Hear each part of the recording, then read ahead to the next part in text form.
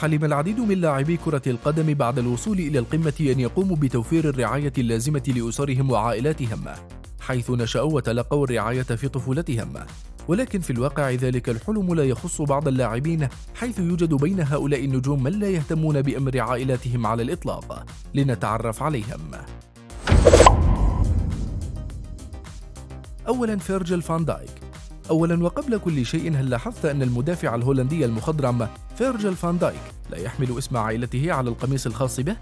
تلك كانت الإشارة المؤشر لما يدور خلف الكواليس بينه وبين والده رون فاك دايك، فإن والد فيرجيل تخلى عن عائلته في سن مبكر وتركهم تحت رعاية والدتهم، وبناء على تخليه عنهم لم يستطع فيرجيل مسامحة والده، ولهذا قرر مسح اسمه من على قميصه. ثانياً، ديلي آلي. نفس الحال بالنسبة للنجم ديلي آلي. ولد لأب نيجيري وأم بريطانية، وقضى معهما طفولة معذبة. والده هجره بعد أسبوع واحد من ولادته وانتقل إلى الولايات المتحدة، بينما والدته التي نشأ معها سنواته الأولى كانت مدمنة كحول. في 9 من عمره اضطر لتركها والانتقال للعيش مع والده في نيجيريا، وبعد عامين عاد مجددا إلى والدته في المملكة المتحدة إلى أن بلغ 13 وانتقل للعيش مع والدي أحد زملائه في فريق ماكدونالدز. اليوم لا يشعر بأي انتماء لوالديه، ويعتبر أن ألان وسالي هيكفورد هما والديه الحقيقيين. وبعد انضمامه إلى توتنهام في عام 2016 قرر التوقف عن وضع اسم عائلته على القميص. ثالثاً، ممفيس ديباي. أما مهاجم برشلونة فقد صرح أن والده تخلى عنه وهو في 4 من العمر، ولهذا قرر عدم حمل اسمه على قميصه، بل حتى قال لأحد الصحفيين ذات مرة: نادني ممفيس وليس ديباي. وأضاف أن والده انفصل عن والدته وتخلى عنهم تماما، ولكن المفاجأة كانت في تصريحات والده، حيث أكد زيف تلك الادعاءات وأنه لم يتخلى عن ولده مطلقا، بل حتى أول كرة قدم أتته كانت من والده، وهو من جلبها له. أين هي الحقيقة؟ لا أحد يدري. رابعاً، ماريو بالوتيلي. أما الإيطالي المثير للجدل ماريو بالوتيلي فلم يتخلى عن اسم عائلته وحسب، بل غيره بالكامل. ولد ماريو بارو لوالدين غنيين انتقلوا إلى إيطاليا قبل ولادته، ولكنه تعرض لوعكة صحية في طفولته جعلت والديه عاجزين عن علاجه، وبالتالي تم نقله بحكم الدولة ليعيش في حضانة سيليفيا وفرانشيسكو بالوتيلي. في البداية كان القول بأنه سيقضي معهم أسبوع واحد وسيحضر والديه لاستلامه، ولكن لأسباب غامضة لم يستلماه، وبقي بين عائلته الجديدة إلى أن تبنوه في عام 2008، أي وهو في عمر 18. اليوم يعتبر بالوتيلي والديه سيليفيا وفرانشيسكو هما والديه الحقيقيين.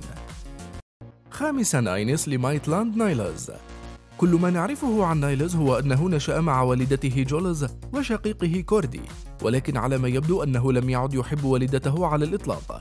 ففي فيديو مثير للجدل خرجت والدته وتحدثت عن تخلي ابنها المليونير عنها، ما جعل الحال ينتهي بها لحياة المتسولين والنوم في مخازن المجمدات. وقد نشبت تلك التوترات بين الابن وأمه وهو في عامه 20، حينها صرح أنه سيضع إطاراً لقميصه مع أرسنال ويهديه لوالدته التي وصفها بأنها رائعة. ولكن في عام 2015 قيل أنها تورطت في بعض الأعمال الإجرامية، مما دفع ابنها لإجبارها على السفر إلى أستراليا لنيل قسط من الراحة، وبعد عودتها تخلى عنها لتصل لذلك المصير. سادساً، لوكاس ويتيو هرنانديز. أما النجمان الفرنسيان ولاعبا نادي بايرن ميونخ وميلان فلا يحظيان بعلاقة جيدة مع والدهم جان فرانسوا. فرانسوا هو لاعب كرة قدم سابق ولعب بقميص أتلتيكو مدريد الإسبانية، إلا أنه حسب وصف أبنائه هجر عائلتهم منذ ما يقرب من 20 عاماً، أي كان عمرهما فقط 5 و6 سنوات. وقال تيو أنهما لم يسمعا شيئاً عنه أو منه منذ أن غادر وهجرهما، واليوم إذا كان لا يريد العودة إليهم فهم ليسوا بحاجة إليه. سابعاً، إيمانويل إدبايور. ونختم مع المهاجم التوجولي إيمانويل إيدابور، المهاجم الأسبق لنادي أرسنال الإنجليزي ومان سيتي. كان له تصريحات حول عائلته مثيرة للجدل، فقد تحدث عن كيفية تعامل أقاربه معه والطلبات المادية المبالغ فيها التي يطلبونها منه. وحسب ما قال فقد قامت شقيقته بتأجير منزل اشتراه دون أن تخبره، بينما أرسل شقيقه الراحل بيتر رسالة لإدارة ريال مدريد يطالبهم بعدم التعاقد معه حينما كان معارا للملكي في عام 2011.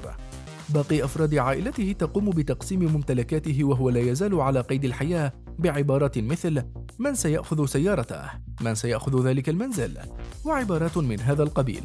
وأخيرا والدته التي اتهمها علنية أنها استخدمت معه بعض أسحار الفودو للسيطرة عليه وعلى ثروته.